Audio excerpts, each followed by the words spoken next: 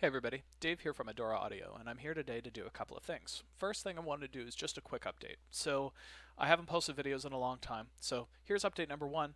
I'm in a new studio, or I'm in a new location. It's pretty spacious. I've got all my keyboards set up. It's awesome. I'm very excited about it. So that's one thing. Number two, I am working on the Millennium Sound Pack. The songs have been chosen, and the work has started on them already. Um, so that's very exciting. I don't have an anticipated release date yet. I'm working as fast and furious as I possibly can, given that I work full time and I run Audora, and there's other things going on in my life. So I'm doing the best that I can. So I'm hoping in the next few months that I can have it actually released, re- uh, sounds built, figured out, performance patches, videos, like the whole thing to kind of go all together. So I'm hoping to have that done in a couple of months. So fingers crossed, we'll get this done. And so that's kind of my minor update.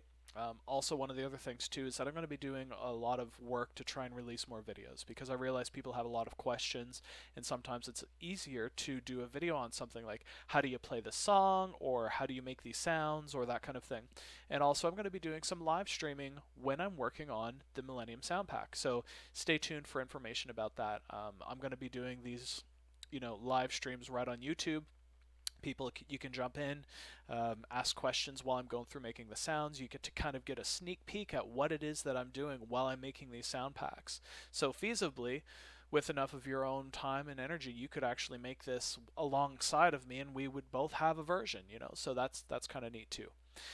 Um, Today's video, really what I wanted to look at was actually kind of sampling 101. So I don't want to get into the huge complicated details of sampling, more than I really would like to spend some time and focus on how do you make a basic sample, how do you import it into the Kronos, how do you get it working, how do you create a multi-sample, how do you assign it to a program, and then how do you save your sounds so that they are saved to your hard drive and that you can boot the Kronos up and they'll be there when you restart the Kronos. So those are kind of the things that I wanted to look at today. So first things first, I have a little bit of, I'm going to call it school learning to do. So I've got my absolutely not to scale picture of a Kronos here. This one's a special edition. It has 65 keys. Very exciting. Um, so a couple of things that I wanted to talk about, and I'll talk about all this other stuff, and we'll probably reference it at some point. So a couple of acronyms that you'll want to be aware of. If you aren't already aware of what these are, then that's what this is for. If you are, then just fast forward. So we've got multi-samples, and a multi-sample is just a collection of samples. That's really all it is. Now, a multi-sample will have things like a key mapping zone or a range. So you can say this one sample might apply to a series of keys. It might belong to a single key. It might be a pitch sample. It might be atonal. So there is no specific pitch, and like all of these kinds of things. So a multi-sample really is just a collection of samples. We've got a KSC file. KSC stands for Korg Sample Collection. It also stands technically for a Korg script. In the script, you can think of it as really it's a macro that will load sounds. So if you've got a whole bunch of sample files and you've got like locations of them, you've got key maps and all of these kinds of things. This KSC file is the macro that tells all of them how to load, what they reference, and that kind of thing. You've got KSF files, and KSF files are Korg sample files. So they're actually just samples. That's it. They're individual single samples. Now, these Korg sample files do contain things like if it has a pitch, what is that pitch? What key is it assigned to originally? So that's like your pitch denominator or pitch association. You also have things like loop points. So all of these kinds of pieces of information are stored within the actual sample file itself. Then you have KMP, and KMP stands for Korg Multi-Sample Parameter File. And so this Korg MS parameter file is going to contain things like, well, all the different like varying parameters that describe what belongs to what samples are used, like things like that. So these two in the bottom you don't really use as much, just be aware that they exist. But KSC, this is the one that we're going to use. And KSC actually exists in two formats. It exists as a user sample library, and it exists as a user bank library. The big difference between the two, and this is really important to know, is that samples tend to be read-write, meaning you can work with the samples, you can manipulate them, you can edit them, you can do things to them, and then once you're done, you save that library, if you will, and it's available. Now, this is great when you're creating a library, but if you just want to have samples available to make use of, then you really want to be loading what's called the user bank library. And the user bank is read-only, so it doesn't load itself in a way that you can edit like all of the samples and everything. The user bank library, when you load it, it makes itself available in the same way that an expansion would, or the same way that your ROMs would be available. And I'll show you what that looks like on the Kronos in a few minutes. The other thing about this read-only bank is that it will also stream from the hard drive as opposed to existing in RAM. And so when you edit these samples, they exist in RAM, they take up space in RAM, and you can actually run out of RAM because you only have about a free gig of RAM typically when you boot up the Kronos anyway. A gig and a half, it depends on how much sample RAM you have. But at any rate, these take up that space. These user samples, though, if they're just streaming from the hard drive, then they take up very, very little space in resident memory, which is really nice, which makes them read-only, but if you're not editing them, then that's okay too. Now, just keep in mind, these user bank samples look like this in terms of the file name. So when you save a sample library, and I'll show you how to do that as well, where you actually save it, your samples will be saved in a file.ksc. So this is your macro that tells the Kronos how to load the files and where. So this particular one will tell them to load into the sample memory.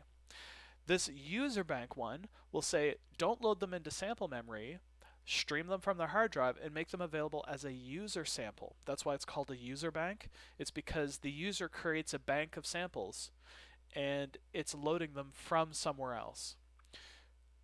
If that doesn't make sense, that's okay. I'm going to kind of reference this a little bit later. Potentially, I might refer back to it. But if you have questions with regards to this, leave it in the YouTube comments below, and I'll certainly do what I can to answer those.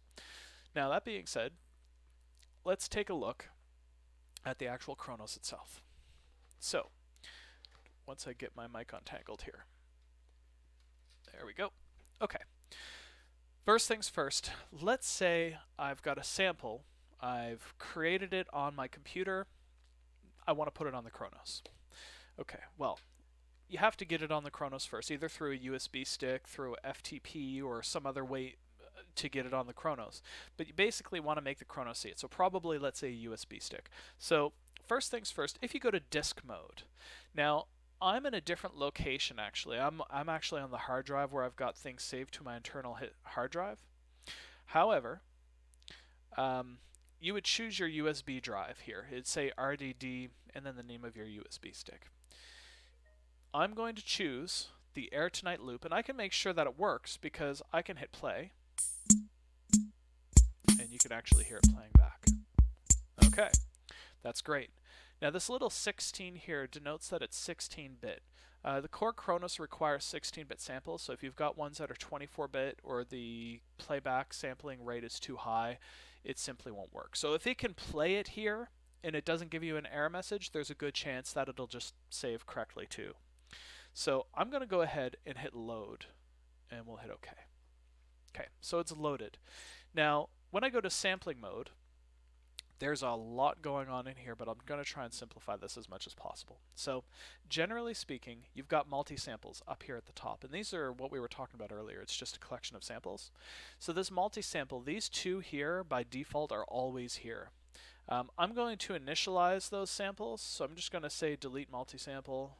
Yeah, let's say all multi-samples. We'll clean it all out, and even when I do that, it still has a single multi-sample here. So I'm like, okay, that's fine. We've cleared it out. Now what I'm going to do is I'm going to rename this to something else. So this menu drop down on the top right, I'm going to say rename multi-sample. I hit the wrong one. I'm going to say rename multi-sample. And here I'm going to give it a name. So I'm going to hit clear. I'm going to call it air loop. Oops, if I could spell air correctly, that would be great too. There.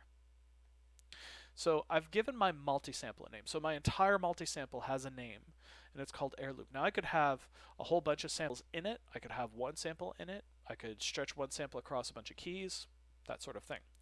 So Looking at index. Index is saying, okay, how many zones do we have on this keyboard? How many zones are on this keyboard? And in this case, we've only got one zone, and you can see the zone range here. You can also see the range down here where it says range. It says C1 to C2. So I know it goes from C2 all the way down to the bottom of the keyboard. Now, the idea here, or the premise here, is under this range, what sample are we assigning to that range? Right now we have no assignment. There's no samples assigned. So when I play C2 and below, nothing. Now if I were to change this, you'll notice that the sample is there.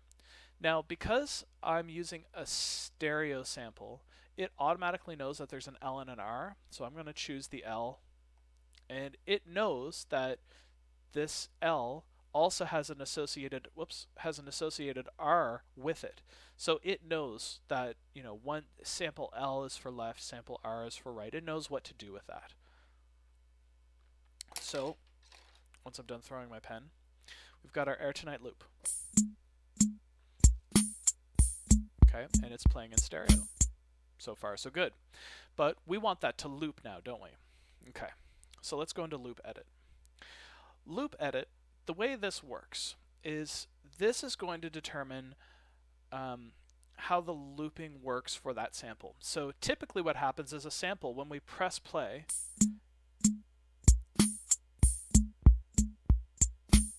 okay, I was a little bit behind, but you see what's going on. It basically plays through. Now that's the start is going to be, where does the sample start? The loop start is, where does the loop begin? And what I mean is, when you're playing a sample, a loop point and the start point do not have to be the same. So you could have it so that it goes all the way through and then loops back to a specific point and then just loops a zone. It could go, you know, loop this one zone forever after, but the start will go from the beginning, goes to the end, wherever that is, and then loops the remaining zone, whatever you set that up to be. And then finally the end is the actual end of the sample. Now in this particular sample, I have no dead space at the very opening, so if I zoom way in, you can see that there's very, very little loop space at the beginning. So actually I could bump this up a little tiny bit. Now I'm moving the loop start first before the start. This start cannot exist after the loop start does. That's just the way they've programmed it. So if you're going to move if you want to move the start of the sample up, you actually have to move the loop start first. Then we can move the rest of the start up, and you'll notice that bumps it right up. Okay, and so we just got rid of any dead noise at the beginning. So if you've got a sample that has a bunch of dead space right at the beginning, you can basically use that to clear that out. Now at the very end, this is going to be where the loop ends. So let me zoom out a little tiny bit here. I want to see this. Now the end, well, I have this option that says loop, so I'm going to enable that. And what this will do is it'll play it through to the very end, and then it'll start again. Okay, you may have heard what sounded like thunder outside. That's not important. But you may also have heard that the timing was wrong. So what we need to do is we need to manipulate this end point so that when it loops, it's still on time. And there's a couple of ways of doing this. One way, if I were being really specific about it, I would be using a metronome, like an audio metronome, and I would get the click to the right speed, and then I would like play it along.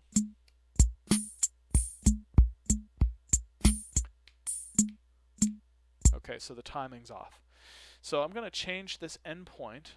Let's do a guess here. Let's try 225.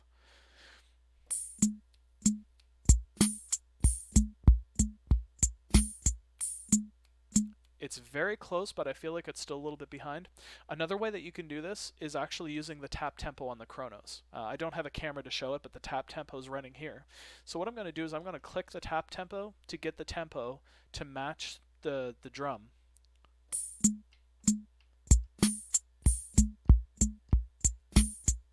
Okay, so my tap tempo that you can't see is actually flashing.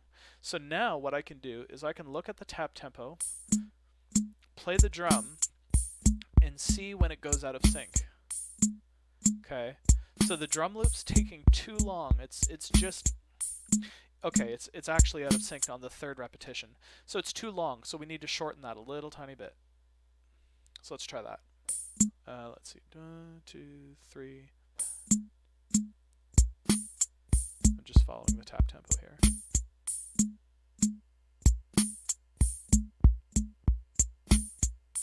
Okay, it's slightly too fast. So I think this 224440 should be good. Okay, good. You can verify this on your own with your own metronome and that kind of thing. Oh, and the other thing too is I'll make sure that these samples are available. I'll make this WAV file available so that you can download it and try this on your own Kronos as well, if you wanted to follow along. Okay, so I'm not going to go into the details of all this other stuff. I mean, there is minus 12 dB, and all that does is just makes the sample louder. And yes, you do have to like let go and play again for that to take effect. It doesn't just take effect while it's playing. Okay, so we've got our sample, we've got our key map, everything's assigned to C2. You could, in theory, change the key here if you wanted to. So all you need to do is change both the top key and the original key to something else. In this case, we'll leave it on C2, but maybe you want it on C sharp 2 instead, or maybe you've got the 88 key and you want it to A1. You set it to A1, you could do that. Okay, we've created our multi-sample and we've named it. We've got our sample and we've named it, so it's in there. We've created our loop points. Now we want to save this stuff, right? So here's what we're going to do. We're going to go to disk mode. And in disk mode, I'm actually going to go to the Save tab. And under my drop-down, this drop-down menu is a context menu, so it'll change what you see there based off of the tab you're on, right? So here, I'm going to say Save Sampling Data. Okay, so far so good. First thing I want to do is I want to give it a name. So I'm going to call it airloop. Okay, so airloop.ksc. So we've talked about KSCs before, haven't we? The KSC is that Korg script or the Korg sample collection. Keeps all of our samples and key maps and everything together and loads them together. So when we're saving this multi-sample, it's asking us what do we want to include. So we've got the multi-samples and the sample data, right? We've got our sampling mode data, links to EXs or expansions and user samples banks, or both sampling mode and links. Well, in this case, we're not referencing any EXs whatsoever. We're not doing any linking. We're not doing anything like that to any outside sample existing things. We're not doing that. All we're doing is our own user sample collection. So we're going to say save sampling mode data here. Now it's asking, well, what do we want to include in that data? So we could say one multi-sample and specify. We could say one sample and specify. We could say we want all the multi-samples. We could just say all the samples themselves, but not the multi-samples. We're going to include everything. We've done all this work. Let's include all of the stuff that we want to have in there. So generally speaking, for me, when I'm saving my sample collections, I save sampling mode data only. I don't want these other links that say things like when you try and load it, it'll say sample library maybe is missing or incomplete sounds due to missing EXS 109 or something like that, right? And then sampling mode options. So yeah, these are the two options that I tend to leave it as whenever I'm saving. You can't really go wrong. Choose your name, choose these, and then hit OK. And what this does is this is going to create a folder and two files. So the folder, if we actually open it up, this is the one that has our key maps. It also has our KSFs. So this is the stuff that we were talking before. So we've got our multi-sample parameter files. So KSF, this is the actual sample file. So we know that this is the real sample file. If we were to open that up and load it and look at it, that's a sample file. We've got our KMP. So that's our actual key map, our multi-sample parameter.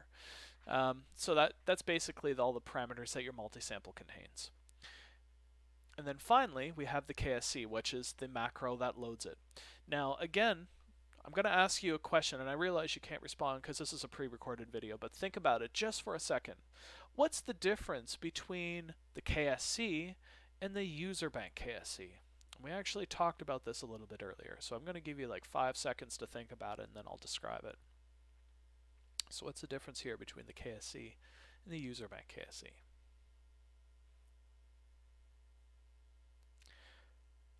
Okay. This KSC, this top one, this one when it loads, loads into your RAM. It loads into your live sample collection. You can edit it. It is not read-only. You can make changes to it. It is a live working sample library, active, correct right now. You make changes to it, like that kind of thing. This one, this user bank, this one is read-only, and it streams from your hard drive, and it does not show up in sampling mode. It shows up in your user bank data, okay? And I'll show you what that looks like in your HD1 engine. So that's the big difference. When I'm loading samples, if I've created a sample library and I want to load my samples, load the userbank.ksc, not this other one. You only load this one, this regular KSC file, if you're trying to edit the samples themselves. If you want to take up a bunch of space in your RAM and manipulate those samples and manipulate the loop points and do all that kind of work, you would do it in that file. So we're not going to do that. We're going to load this one. It's saved. So all of our sample stuff is saved. So what's the next step? Well, the next step is we've got the sample, it loops, it plays. Now the next thing we want to do is we want to assign it to a program. Okay, there's a fast and easy way to do this from within sampling mode. In sampling mode, I can say convert multisample to program. And when I do that, it's just going to pull this name. So I'm going to say air loop. That's fine. I'm cool with that. And it's going to ask where we want to put it. So user G014. This happens to be the next kind of free spot that I have available. So I'm going to hit OK. And I'll hit OK. And it says, are we sure we want to convert this multisample to program? And I'll hit OK. And now when we go to program mode, I'll go to user G14. And here we go, air loop. And we can see that the sample is available. Now just a couple of quick notes. One, we're in the HD1 engine. So there's two types of engines that exist on the Kronos. There's sample-based and non-sample-based. The non-sample-based engines are going to be like your SGX Piano. It's going to be your Mod 7 engine, although technically you can run PCM samples through it. But it's got a lot of, additive oscillators like sine waves and stuff like that. You've got your MS-20 and so on. So all of these other ones, these 8 other engines, all use mathematics, generally speaking. They're an expansion to generate sound. There is one, though, that uses samples exclusively, and that's the HD1 engine. And so if you're looking in a bank and you can't find them, right, it's possible that the bank that you're in is an EXI bank. So see this? See how it's blue and says EXI? This isn't going to use samples, right? Unless you were to use the Mod 7 engine, but we're not worried about that. So EXI versus, in this case, we wanted to go to user G bank, and this user G bank happens to be the HD1 bank. So they don't intermix. One bank of 128 sounds is either going to be an EXI bank, where you can have 8 of the engines, or it's going to be an HD1 bank, which is going to be one of the sample-based ones. Okay, so with that kind of sidebar out of the way, when you're in the HD1 engine, samples have 3 different colors. They have blue, green, and red. Blue is for wave sequences, green is for user bank samples, and red is going to be for user banks or expansion banks. And so when you tap on it, it brings you, and more specifically when you tap on the oscillator page, so in this case it's oscillator 1. When we tap on this page, it brings us to the oscillator pitch page for oscillator 1 basic info. You can see that the multisample 1 is a multisample, and it's asking us, well, what is it? So notice right now we've got our stereo, we've got ROM, the ROM mono, ROM stereo. This is the preload.ksc that has things like saw wave, square wave, pulse waves, different variations of formant waves, all these kinds of things. It has all of those samples and it preloads them. And that's where, this is how you access them. This is like if I wanted to find a saw wave and I were to tap on it and go to single wave, here's where my saw waves are. Okay. Now in this case, we're in sample mode. So sampling, SMP air loop stereo, when I tap on that, you can see here's our loop, here's our sample, plays back, cool. Now this is in RAM, and this won't be here if I were to turn the Kronos off and back on. So I'm going to show you how to fix that. So I'm just thinking about which direction I want to go. Okay, first quickly, Yeah, actually, let's just save this. So I'm going to write the program. Haven't really made a lot of changes. It's there. Okay. So we've saved our program. So when I turn the Kronos off and back on, this will be here, but my samples won't. So here's what I want to do is I want to set up the samples so that they'll be there when I turn the Kronos back on. So if I go back to global mode, actually I say back to global mode, I'm going to go to global mode. Go to the KSC autoload tab. In this KSC autoload tab, this is where you can basically set up your own kind of boot option that will load things when you first turn on the Kronos. So by default, you do have your preload KSC, which has all, like I said, everything that exists in the HD1 engine. Everything that's in the HD1 engine gets loaded through here. All of the raw waveforms that the Kronos uses, all of your drums, all of your, all of your Oasis pianos, and like stuff like that. What I want to do though is I want to add my own library that I just built, and I want it to make it available every time I boot the Kronos. So you have a couple of options. So we can say add KSC. Now I could choose air loop KSC if I wanted to take up my RAM every time, but if you start adding more and more libraries, you're gonna run out of RAM. B, you can only have one library loaded at a time. So if you were to choose like air loop, and then let's say you had like 3 or 4 other KSCs, the very last one that you chose, it's basically going to overwrite what's there unless you merge them. And when you merge them, it pushes stuff out of the way, and then suddenly programs will point to the wrong spot instead of the new spot. It's a disaster. So this, I would only load this if I wanted to edit the samples. We just want to play it. We want it to be there so we can play it and we don't have to think about it. So in this case, I'm going to choose the user bank. It's read-only. It is, so it's read-only, and it's streaming from the hard drive. So we don't have to worry about actually we don't have to worry about it running out of space, and you can have multiple loaded. So you could have like 10 user banks loaded back to back to back to back. They don't overlap with one another. They don't push numbering systems out of the way. They basically treat themselves like a mini expansion. It's like a user expansion. That's why it's called a user bank. So this is the one that I'm going to choose to add, and I'm going to say add. So it adds it to my list. So I've got my preload and I've got my user bank. Now what I'm going to do is I'm going to say do autoload now, and I'm going to hit OK. Now this autoload is basically the same idea as turning your Kronos off and back on. When you turn the Kronos off and back on, there's this BIOS update or this BIOS sequence that happens on the motherboard, and then you have your Kronos that pops up, and then once it boots the operating system and validates security and does all this other stuff. I'm just talking to try and take up some time because this takes a minute to load.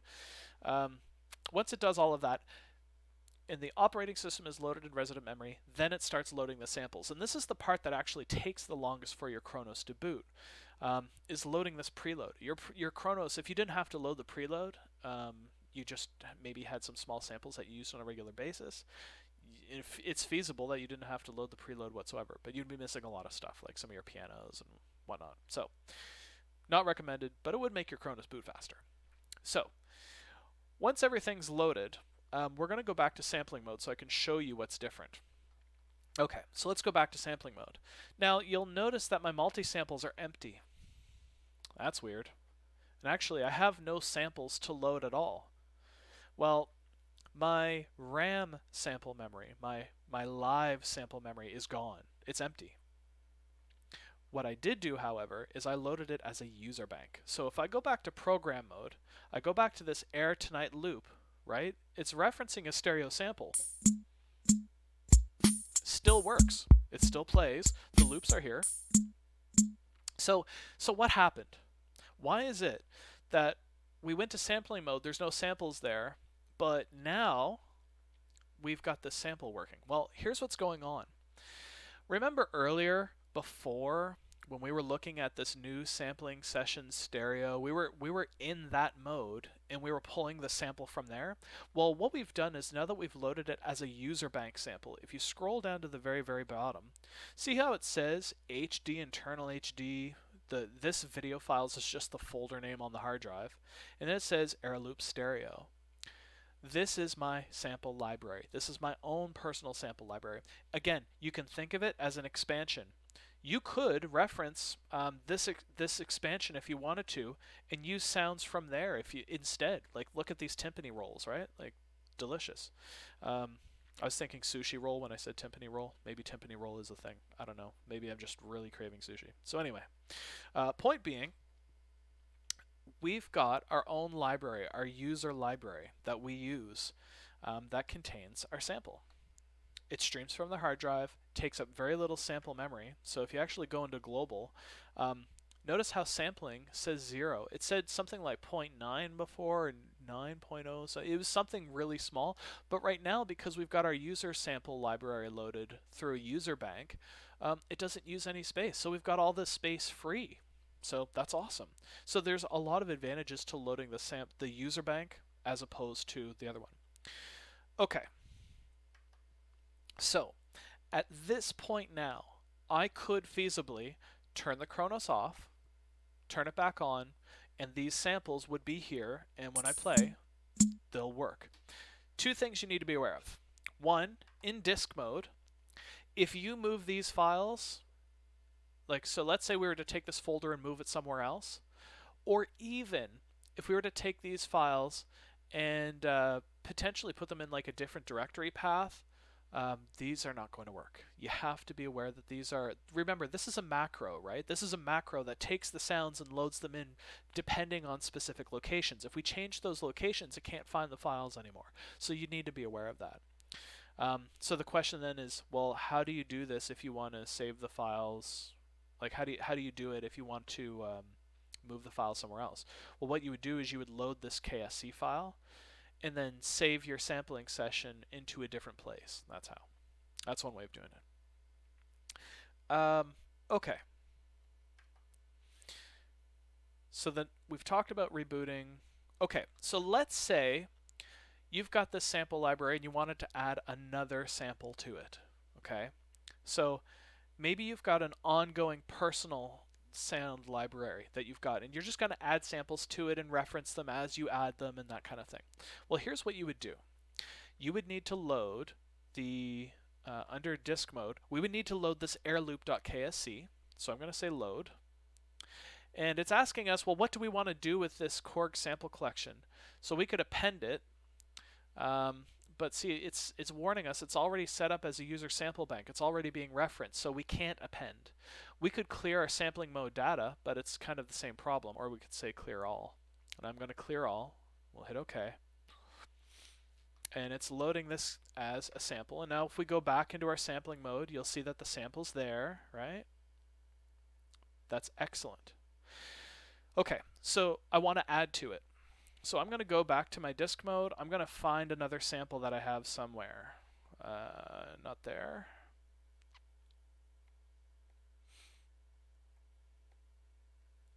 Here, let me grab something here. I'm just going to grab this one.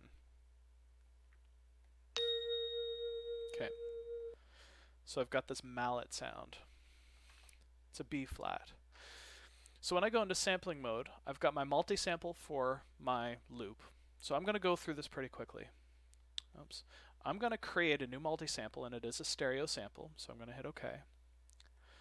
I'm going to call this, I'm going to rename it. I'm going to call it B flat bell.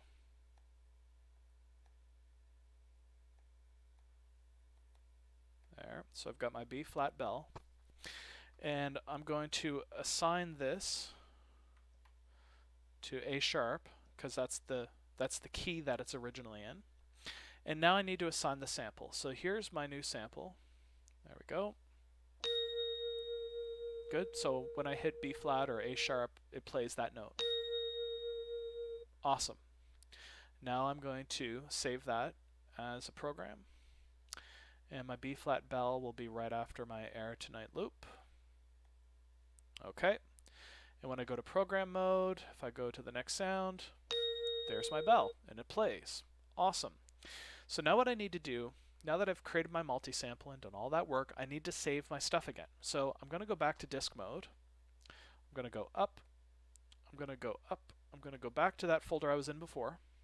Whoops, one too far. Here we go. So what I'm going to do is I'm actually going to save my sampling data. I'm going to save airloop.ksc. I'm going to save my sampling mode data and all, just like I said before. And it's going to say it already exists. So do we want to overwrite? And we're going to say yes. And what we're doing is we're basically overwriting it so that when it loads this userbank.ksc, it's going to load both the loop, the drum loop, and the B flat sample. So now I'm going to go back to global mode and I'm going to do autoload now. I'm going to just hit autoload now. And if I had no qualms with the Jeopardy music, I would do that here, because this is going to take a little bit. Maybe I'll edit the video and fast forward it. Maybe I don't know how to edit that video and fast forward it, so maybe you're going to listen to me talk. These are my shower thoughts. I'm going to sit here and look at the computer monitor with this eyebrow. Think about interesting things, Kronos things. All the Kronos things. Okay. It's almost loaded.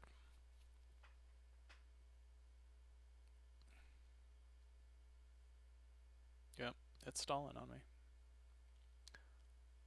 The hamster's slowing down. Yeah. Almost there. Come on, you got this. Come on, Kronos. There we go. Okay. Awesome. So you'll notice sampling mode, again, not using any samples. If we go into sampling mode, our samples are no longer there, which means they should be in program mode. And you'll notice, again, my HD, internal HD, air loop, stereo, you'll notice that I have multiple key maps here available now. Before it was just the air loop, but now I've got this B flat bell. I've just added it. So there's my B flat bell. If I go back to my Air Tonight loop, it's still there. And so one final thing.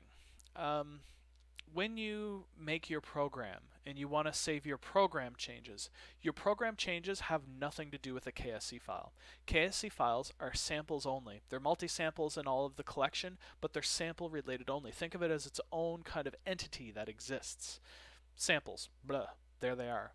But then you also have your internal memory, and your internal memory is going to be all of the program configurations. How is that sample used? What effects does it go through? Does it have any modulation? Does it have pitch changes in the HD1 engine? Like, what is it doing? What's its amp mode? What's its level? Does it have overdrive? Like, what are all these things? That's all stored in a PCG file. That's your programs, combi, general, your set lists, wave sequences, all of that stuff is sort of saved in your PCG file. So you've got KMP, your samples, then you've also got your PCG, which is all of your program combi stuff. Well, I'm going to say write program. At this point on the disk, on the drive, what I would do is I would go save. And I would say save PCG. And this is where you have the ability to choose what you want to save. So this is independent of the samples. And I'm not going to get into that. What I am going to do, one last thing before I wrap up this video, one thing I am going to do quickly is I am going to add some effects just quickly to make this sound correct. Because for those of you that are following along, you might be going, well, okay, this is great. The loop's there, but how do we make it sound kind of more like the album? So just a couple of minor things. You need to EQ it. It was EQ'd. It was a TB808. And then we also need to put some reverb on there, and not a lot. And so, okay.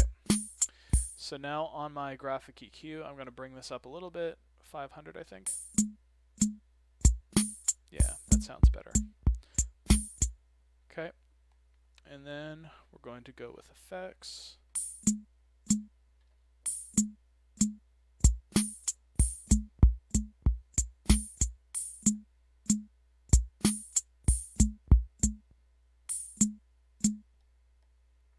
It's not making anything actually. I don't hear any changes, so it's probably because I haven't routed anything. There we go. I was wondering why I wasn't hearing any difference.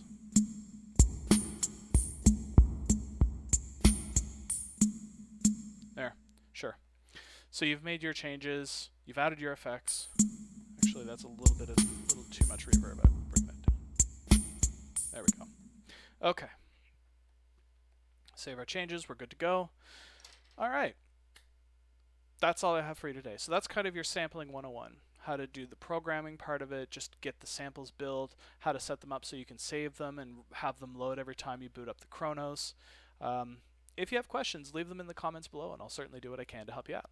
Thanks so much. Bye-bye.